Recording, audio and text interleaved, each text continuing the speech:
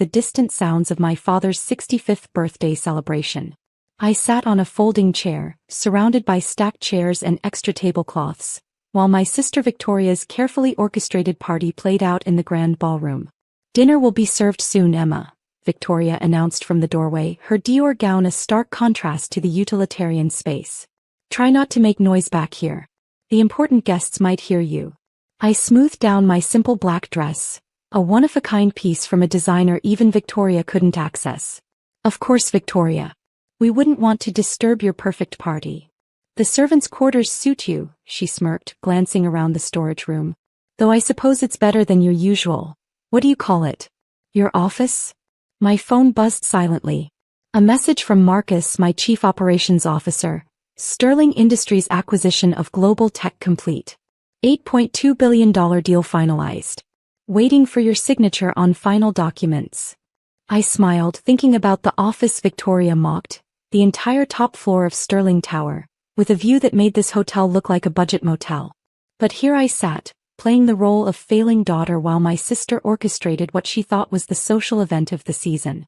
"Victoria," my mother's voice carried from the hallway. "The Richardsons are asking about Emma." I told them she's indisposed. "Good save, Mother," Victoria replied. "We can't have people knowing she's actually here. It would ruin the whole atmosphere." The atmosphere had cost a fortune: crystal chandeliers, premium champagne, and enough flowers to fill a botanical garden. What they didn't know was that I owned the hotel through one of Sterling Industries' subsidiaries. Every penny they'd spent on this extravagant display had ultimately gone into my company's accounts. My father's voice boomed from the ballroom. "My daughter Victoria has made the Morgan name proud. She understands real business, real success." Real success. I checked my latest net worth update. $12.4 billion as of this morning. Victoria's entire year's salary as a bank VP wouldn't cover my daily investment returns. "Still playing with your little tech startup?" Victoria's husband Brad appeared, champagne in hand. "You know, my bank is always looking for entry-level positions. Something more stable." I thought about the meeting I'd had with Brad's bank CEO last week, where they'd begged for a chance to handle Sterling Industries accounts. "Thanks, Brad. I'll keep that in mind." "Emma," my mother reappeared, "please try to stay quiet. Victoria has the governor sitting near this wall, and we can't have any disturbances." The governor, who'd called me 3 times this week about state technology contracts. If they only knew that their embarrassing daughter was the mysterious CEO their social circle desperately tried to meet. My phone buzzed again. "Marcus, legal team standing by. Global tech board ready for final signatures. Also, your father's company just tried to bid on the Richardson contract." The Richardson contract. A $500 million technology infrastructure project that my father's company thought they had locked down. They didn't know that Sterling Industries had already won it, or that their failing daughter would be announcing it next week. "Look at her," I heard Victoria tell our mother outside. "Sitting in storage while we celebrate. Maybe this will finally make her understand that tech dreams don't equal real success." Real success. Like the artificial intelligence platform Sterling had developed, or the quantum computing patents that had revolutionized the industry. But here I sat, surrounded by spare chairs, playing the role they'd assigned me. "Emma," my father's voice carried through the wall. "If you're going to hide back there, at least make yourself useful. The hotel needs more champagne brought up." Victoria stuck her head in again. "You heard Daddy. At least you can manage carrying boxes, right?" I stood up, checking my watch, a subtle Patek Philippe that cost more than Victoria's car. "Of course, sister dear. Anything to help your perfect party." As I moved toward the service elevator, my phone lit up with another message. This one made me pause. "Urgent. Global tech merger requires CEO signature immediately. Legal team en route to your location." I smiled, thinking about the chaos that was about to unfold. Sometimes the best revenge isn't just success. It's success they never saw coming. The service elevator hummed as I made my way back up with cases of champagne that I technically owned. Through my earpiece, Marcus was updating me on the global tech situation. "Legal team is 5 minutes out, Miss Sterling. The merger documents require immediate attention. The Asian markets open in 3 hours." Victoria was waiting when the elevator doors opened, her perfect features arranged in a practiced look of disdain. Finally, the governor was asking where his champagne was. though I suppose this is the kind of work you're used to. If she only knew that I'd declined a dinner invitation from the governor last week because I was too busy acquiring global tech. Her precious banking connections would seem rather insignificant compared to my reality. Miss Sterling, Marcus's voice came through again. Your father's company just lost the Richardson bid. They're not taking it well. Through the storage room's door I could hear my father's booming voice. What do you mean we lost the contract? To whom? Sterling Industries? Who the hell runs that company anyway? The irony was delicious. 4 years, my father had tried to meet Sterling Industries' mysterious CEO, never knowing she was the daughter he'd banished to storage rooms and service elevators. Emma, my mother hissed, appearing suddenly. Stop dawdling with that phone. Victoria needs those bottles distributed properly. This isn't one of your little tech meetings. My little tech meetings had revolutionized 3 industries this year alone. Sterling Industries' market cap had just hit $50 billion, while my father's company was struggling to maintain its modest position. Brad says your startup is looking for investors, Victoria smirked, adjusting her diamond necklace, a pale imitation of the collection sitting in my private vault. Maybe if you're nice he'll throw some spare change your way. My phone buzzed. A message from our PR team, global tech merger news ready to break. Your identity as Sterling Industries CEO will be revealed simultaneously. All major networks standing by. Miss Sterling, Marcus interrupted. Legal team has arrived at the hotel. They're heading to the service entrance as instructed. I checked my watch again. Perfect timing. Through the ballroom doors I could see my father holding court, probably bragging about Victoria's latest achievements, while dismissing my existence. The servants' quarters suit you, Victoria repeated, watching me arrange champagne bottles. Though I suppose someone has to do the real work while the successful people celebrate. Successful people. I thought about the meeting I'd had yesterday with world leaders about Sterling's new clean energy technology. About the contracts worth billions that bore my signature. About the empire I'd built while they thought I was finding myself. Emma, my father's voice boomed. Where's that champagne? The governor is waiting. Coming, father, I called back, but before I could move the storage room door burst open. Thomas Wright, our chief legal counsel, rushed in, followed by a team of lawyers and executives. Miss Sterling, thank God we found you. The global tech merger. We need your signature immediately.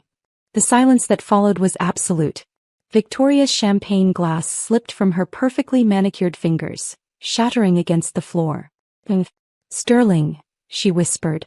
Thomas continued, oblivious to the family drama unfolding.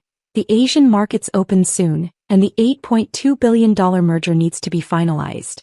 As CEO of Sterling Industries, your signature is required immediately. $8 billion. My mother choked out. I stood up slowly, smoothing down my designer dress. Of course, Thomas. The merger documents. The legal team spread the papers across a folding table, right next to the spare tablecloths and chair covers. Through the open door, I could see my father frozen in mid-conversation, his face draining of color as he processed what he was hearing. You're the CEO of Sterling Industries? Victoria's voice had risen several octaves. The Sterling Industries that just won the Richardson contract? I picked up the Mont Blanc pen Thomas offered, a gift from the Japanese Prime Minister after our last technology partnership. The very same. Though I suppose this storage room isn't really the proper place for an $8.2 billion merger signing. Shall we move this to my hotel's presidential suite? Your hotel? My mother stammered. Oh, didn't Victoria tell you? I own the Four Seasons, along with most of the properties in this city, including, I believe, the building where your bank is headquartered, Brad. The sound of running feet announced my father's arrival. He stood in the doorway, face ashen, as I signed the final document that would make Sterling Industries the largest technology company in the world. There, I said, signing the final page with a flourish. Thomas, please ensure these reach Hong Kong before the markets open. And have PR ready for the global announcement. The legal team hurried out, leaving me alone with my shell-shocked family in the storage room that had suddenly become the most interesting place in the hotel. Through the open door I could see curious party guests gathering, drawn by the commotion. All this time, my father's voice cracked. While we thought you were struggling with some small startup, I built an empire, I finished for him. Sterling Industries. 12 subsidiaries. Operations in 43 countries. Current market capitalization. I checked my phone, just hit $52 billion after the global tech merger. Victoria had collapsed into a folding chair, her perfect composure shattered. But you take the bus to work. You live in that tiny apartment. The bus company? I own it. Testing our new autonomous transportation systems. I smiled. And that tiny apartment is the entire top floor of Sterling Tower. The building your bank tried to lease space in last month. My mother stepped forward, switching to her social damage control voice. Darling, why didn't you tell us? We're family. We could have. Could have what, mother? Supported me? Like when you banned me from family dinners because my failure might embarrass Victoria? Or when you made me use service entrances at family events? Miss Sterling, Marcus's voice came through my earpiece. Global tech announcement is live. All major networks breaking the story. Also, your father's company stock just dropped 30% on news of the lost contracts. The ballroom screens flickered to life, displaying breaking news headlines. Sterling Industries acquires global tech in $8.2 billion deal. Mysterioso revealed. Emma Sterling emerges as tech's most powerful leader. Sterling Industries' net worth soars to $15.4 billion. My God, Brad whispered, frantically checking his phone. The Sterling account. My bank has been trying to get that for years. Yes, about that. I turned to him. Your pitch last month? Rejected. Though I particularly enjoyed your comment about my little tech hobby during the presentation. Victoria found her voice, though it trembled. The Richardson contract. Daddy's company. Lost it to Sterling Industries, yes. I adjusted my simple black dress, which suddenly everyone in the room recognized as a one-of-a-kind piece. Along with the next 5 major contracts they were bidding on. Emma, my father stepped forward, his banker's instincts kicking in. Surely we can work together now. The family name. The family name? I laughed. The one you said I was embarrassing?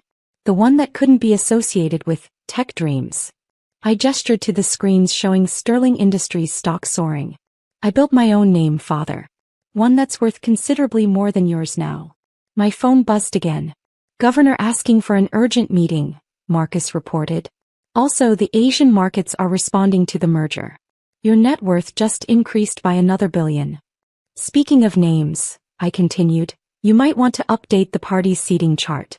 It seems the governor would prefer to sit with the CEO of Sterling Industries rather than in Victoria's carefully arranged social hierarchy. Victoria flinched. The seating took weeks to plan. Yes, well, things change. I smiled. Like your husband's bank? It's now owned by one of my subsidiaries. That promotion you were bragging about earlier, Brad? I'm afraid that position no longer exists. The storage room had become strangely crowded as party guests pressed forward, trying to get a glimpse of the daughter they dismissed transformed into one of the world's most powerful CEOs. Miss Sterling, Sarah, my personal assistant, appeared. Your helicopter is ready on the roof. The Global Tech Board is waiting in Singapore. Helicopter, my mother whispered. Of course. You didn't think I actually took the bus to work, did you? Well, except when testing our technology. I gathered my things, including the Mont Blanc pen that had just signed an $8.2 billion deal next to spare tablecloths. Before I go, I paused at the door. Victoria, about the party budget? I'm afraid the hotel rates just tripled. Special CO surcharge. I winked. Bill me for the storage room though.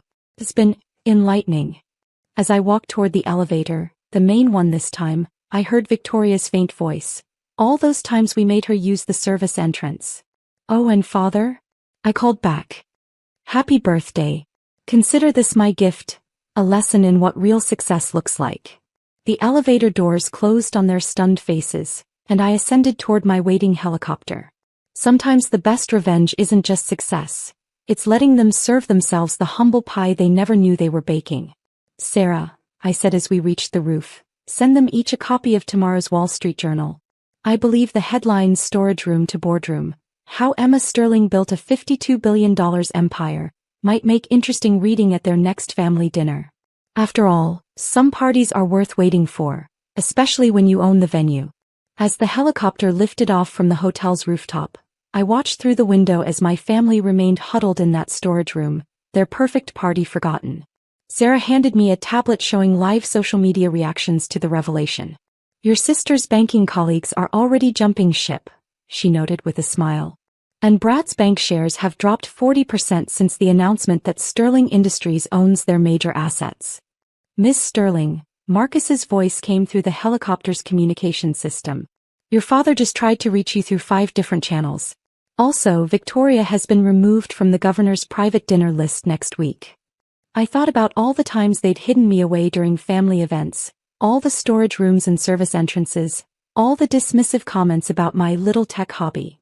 Now those same storage rooms would become part of business legend, the unlikely launching pad for one of the world's most powerful CEOs. One last thing, I told Sarah as Singapore's lights appeared on the horizon.